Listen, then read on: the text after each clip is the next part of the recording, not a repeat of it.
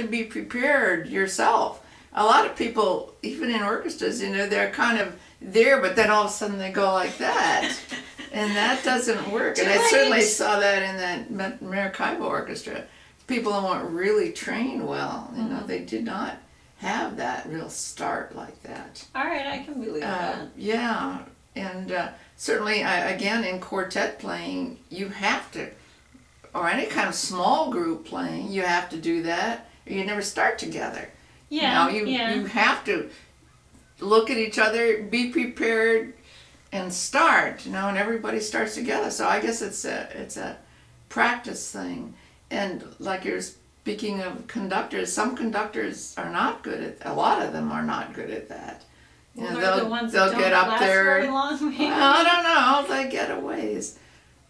But if they don't catch everybody's eye and then get themselves started to go, you know, if they just walk up there, I mean, I've seen that happen too. They walk up there, either they're doodling around and kind of looking around, and then they start like that, but everybody's got to jump, and then that's not good at all to do that. So it's, again, it's a preparation thing. You have to hang on yourself. 1 second.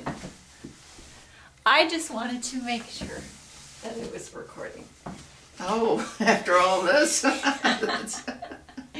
right, so when you were at Tanglewood and Bernstein was teaching, what things would he bring up? Do you remember? I mean, what were some main teaching points? I don't know. Because I'm curious. I think that more than anything else is the togetherness in any kind of group. You're listening to everyone. Listening to everyone, yes, because it's not, it's hearing so much in a group. And in opera, it should be. I don't know if it is sometimes when. The problem in opera, and they do I'm better talking now. about the characters on stage now, not Well, the you orchestra. should be listening. I know, to be characters. part of it, but But the thing on the stage is you can't always hear each other and anything. That's why they put TV monitors of the conductors, and they put speakers on the stage blaring at you so that you can hear the orchestra. And yeah, I know the orchestra. even I can though understand. half of my concerts now are not with stuff, I have that problem too, because depending on where I'm singing, I can't hear either. Like I was doing this one song a week and a half ago. I sang at that one place, and they have this big stage, and so I'm singing way up, and the people are down, you know, and the stage is pretty big. And I got to this one song, and I couldn't really hear the accompaniment, so I was trying to figure the beat, and just trying to at least me be even though I wasn't positive that I was with the accompaniment, because I couldn't hear it. Because in these big places, you can't necessarily hear the stuff. I mean, at least if you're singing or playing with an orchestra, although it's different. I'm talking a solo. Yes. You have that sound with you. You can hear it. And when you're it's very different when you're singing with an orchestra. You're standing and you're taller than the people singing playing, and that actually kind of makes a difference. It helps the person, because then they can hear and they can see too. And even the conductor, even though he's standing on his podium, I don't know. Anyways, that's just my experiences. Okay. But I could imagine it would be difficult in an orchestra, especially how when you played and you know the brass is close to you and you can't hear anything. Exactly. That you wouldn't be able to hear the other half of the orchestra. I was always glad when I could sit in an audience, because then I could hear what a piece sounded like.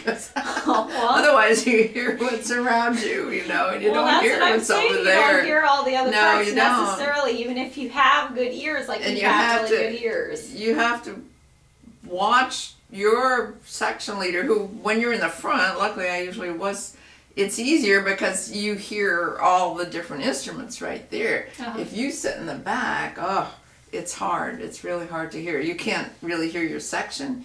You can hear the people. What are you listening for?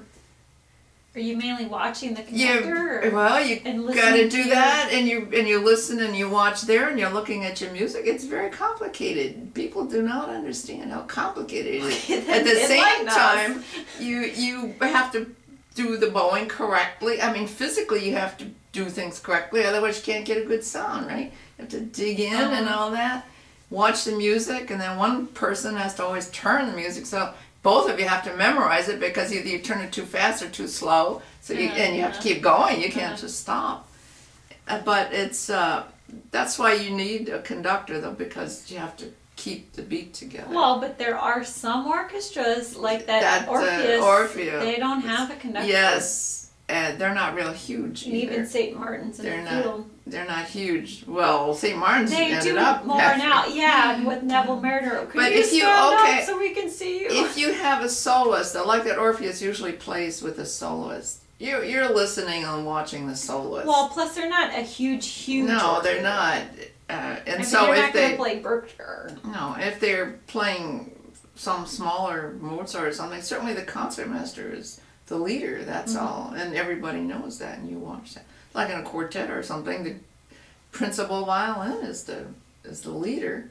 Most of the time, not always. Sometimes it's the strongest person. Yeah, the biggest ego. Oh, but sometimes it's the strongest person. This is a funny thing. When I was at Tanglewood, we had a quartet.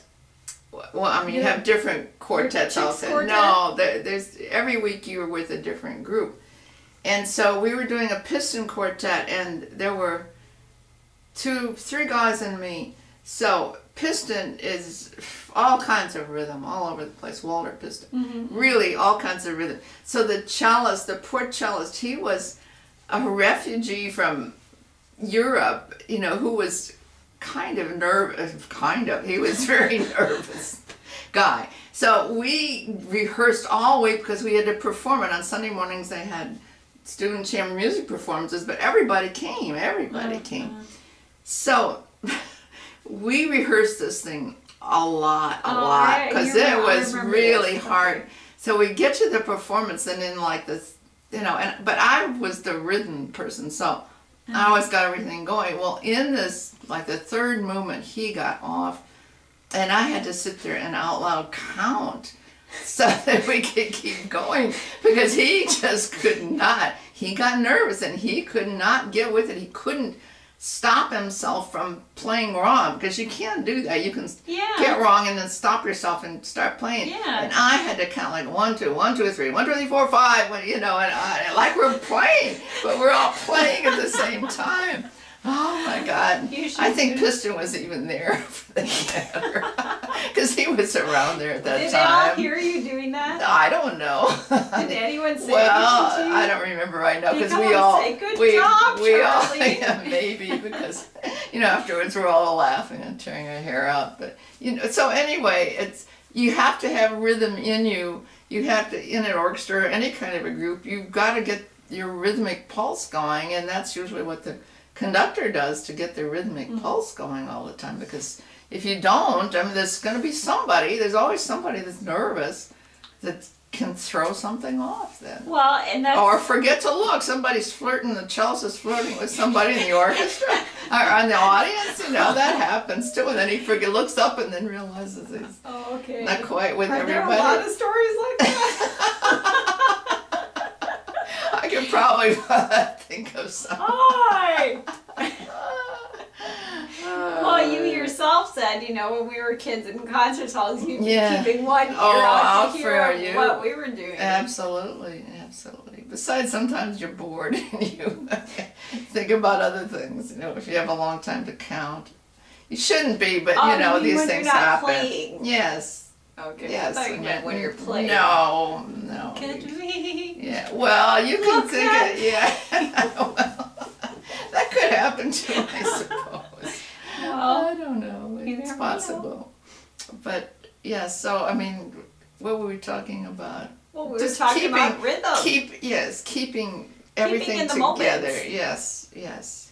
Well, so the moral of the story is you need to constantly concentrate and focus, even if you're sick, right, or hungover, or hungry, or Well, I did that when I did a show once and I was vomiting because I had the flu. But Yeah. I went in and I did my thing and I did